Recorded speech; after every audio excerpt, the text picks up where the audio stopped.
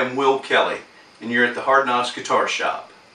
In this video, number 8 out of an 8-part series, I'm going to show you how to buff and polish out the finishes you've recently applied to your project guitars.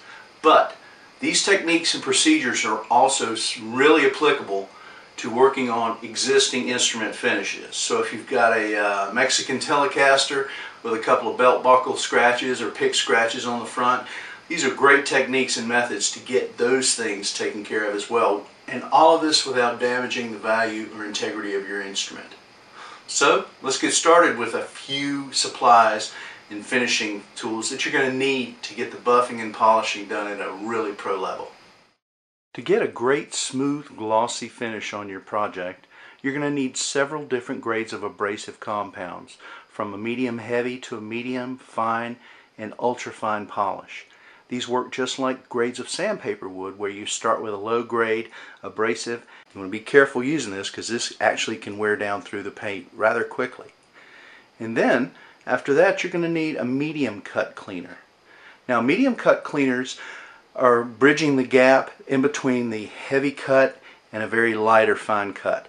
But it's a good intermediate step to take when you're trying to get a great smooth polished finish. And then you're going to need the fine cut cleaner. That is just a really super fine polish. It still leaves some really hazy scratches or finishes to the paint, but you know, that's where this next project comes in. This is stuff I really love. It's called Kit Scratch Out, and it's a Plexiglas polish. But what it really does is remove fine haze and fine scratches from paint surfaces very well. And then I know this is a bit old-fashioned, but just for a protective wax finish, I really love Johnson's paste wax. You know, they use this for decades on bowling ball floor, alley floors, you know, hardwood floors, things like that. It's a great wax. It doesn't clog up. It doesn't leave a sticky film. It's easy to remove once it's dried.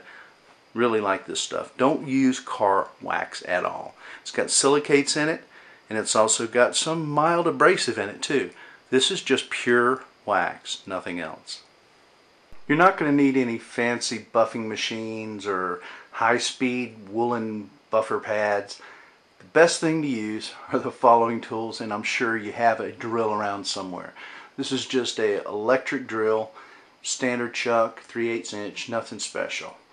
What makes these things work so well are these little guys.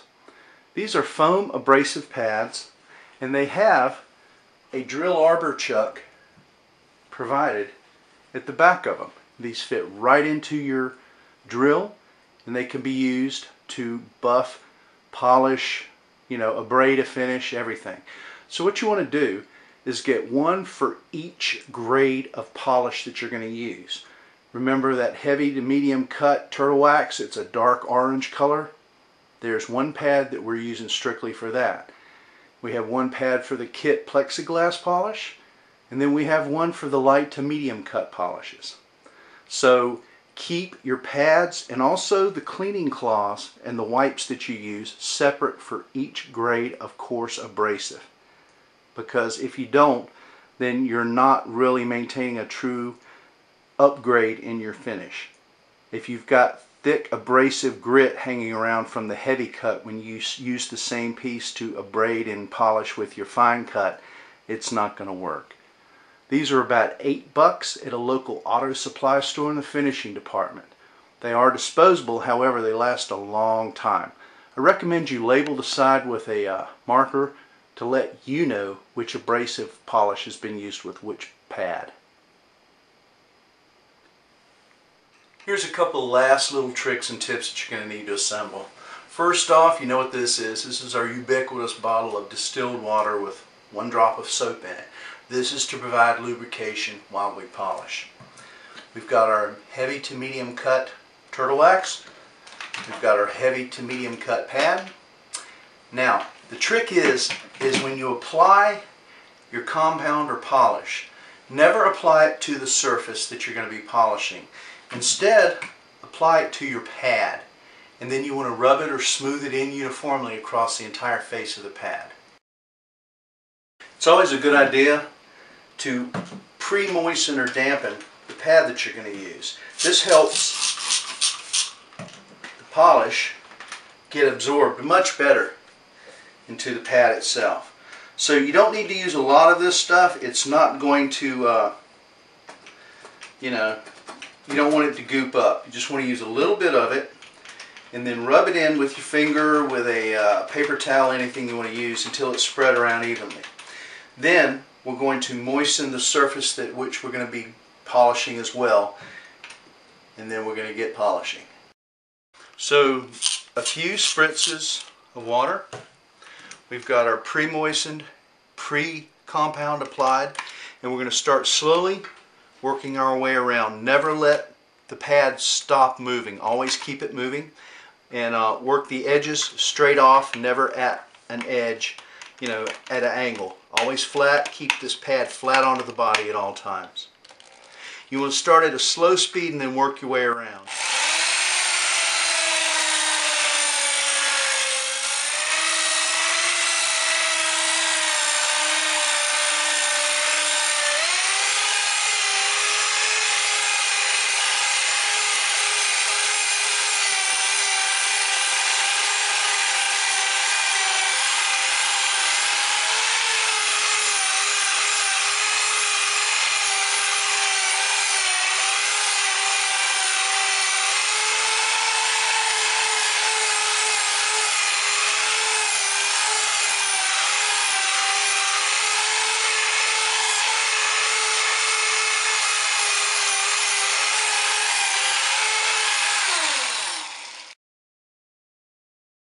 Check your pad after you've done this for a while, because you'll find it's warm now, as well as the surface of the paint is warm. So it's going to evaporate, so you want to keep moistening very lightly on the surface as you work.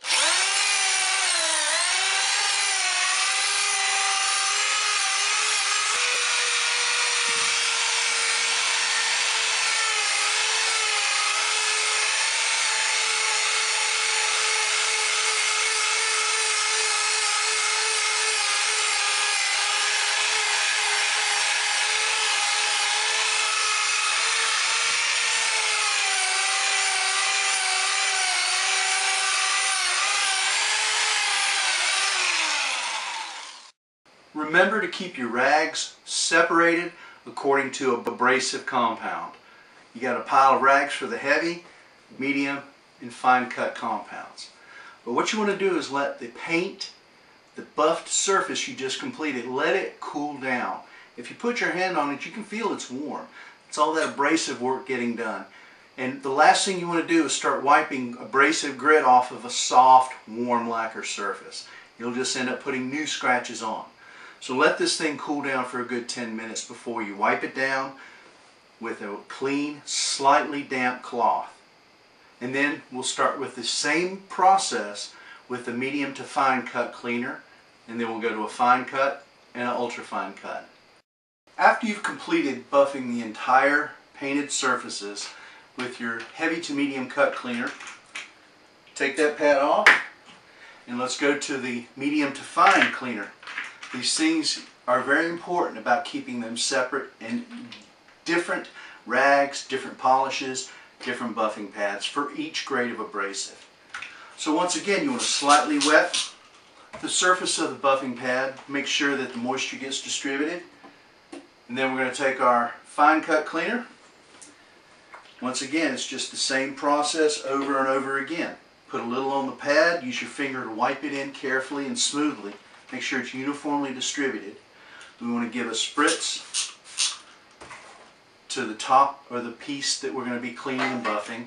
And then once again, using our buff pad with a slow to medium speed electric drill, we're going to go ahead and do the fine cut cleaner application.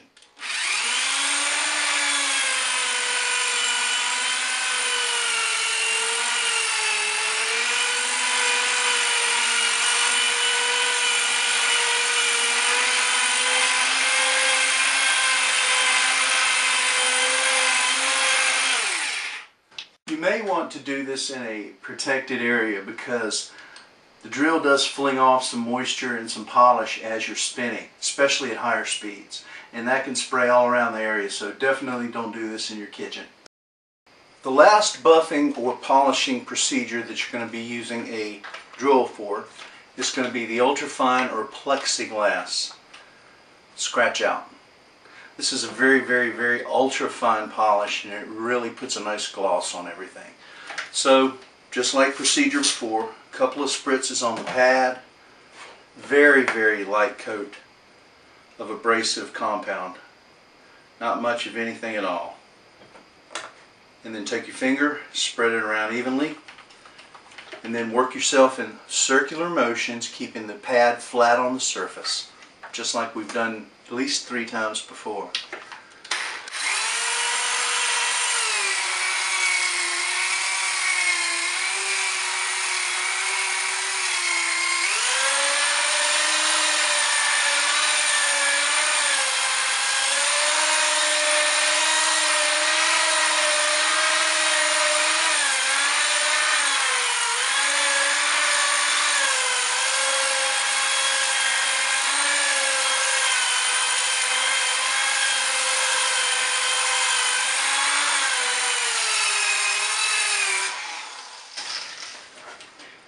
Now you're going to use a clean, soft cotton rag to wipe this off after it's had about 10 minutes to dry.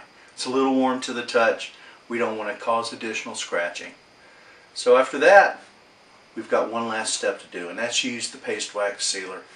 Put a nice even coat on everything, and we're done.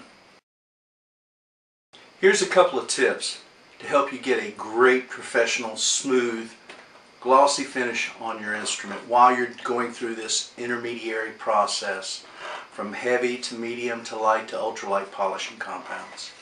First thing you need to concern yourself with is the cavities and the penetrations of, say, screw holes, tuner stud, bridges, things like that, because they tend to aggregate moisture there.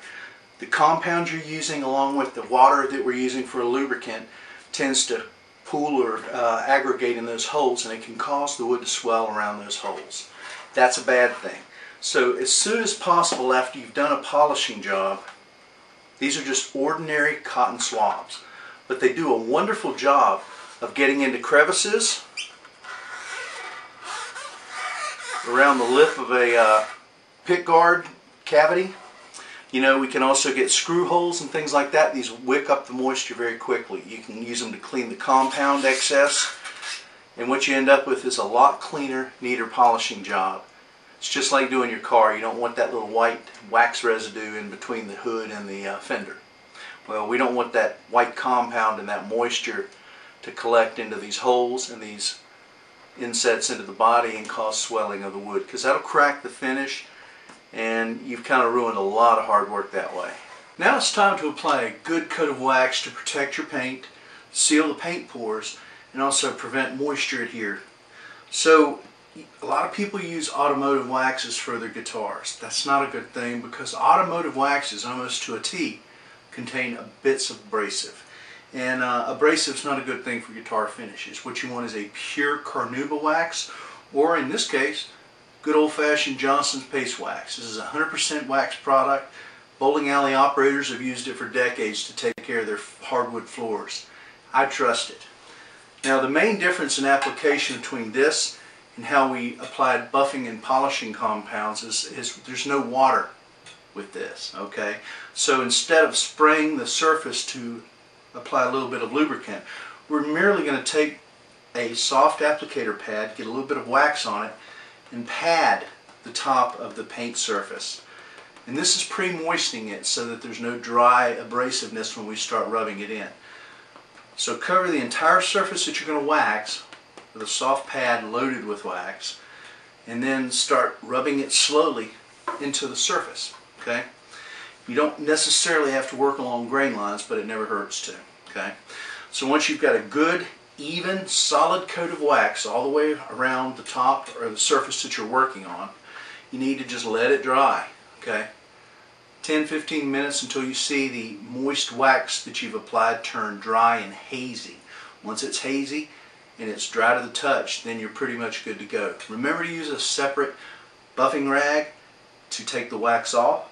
And also, you know, after you've done all this, you want to take another clean rag and wipe down the entire body around the edges where some may have gotten, inside the cavities, things like that, because we want all that wax off the body and just a nice smooth glossy surface. Okay, we've gotten through those 5 steps from heavy compound, medium compound, light, ultralight or plexiglass polish, and then finally a wax sealer coat. We've taken our time, we've used different foam pad applicators for each one of these grades of abrasive. We've used different rags to cleaning from each grade of abrasive, and we've maintained a sterile work surface in between by using cotton swabs to clean out penetrations in the body, cavities, things like that, where excess water and compound can aggregate.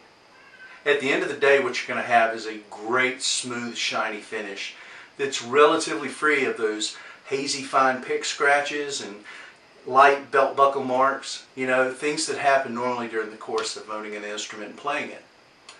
You can use these techniques for any instrument you own. Be very careful about the style of finish that your instrument possesses, because lacquer finishes obviously are softer than these new polyurethane or urethane finishes, and they wear quicker.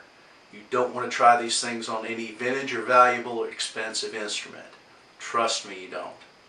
But in the meanwhile, it's a great process to get your guitar back to where it was when you bought it. My name's Will Kelly. You've been here at the Shop of Hard Knocks. Check with PrecisionGuitarKits.com often for new information and how-to video information.